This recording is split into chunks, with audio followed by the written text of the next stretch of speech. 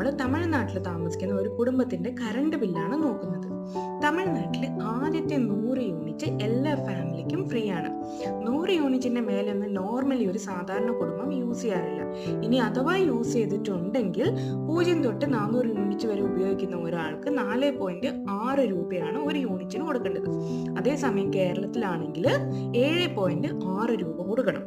അപ്പൊ ഇവിടെയുള്ള ഇത് നടക്കാനുള്ള കാരണം നമ്മുടെ Tamil Nadu generation and distribution corporation government 2024-2025 വർഷത്തേക്ക് 15,000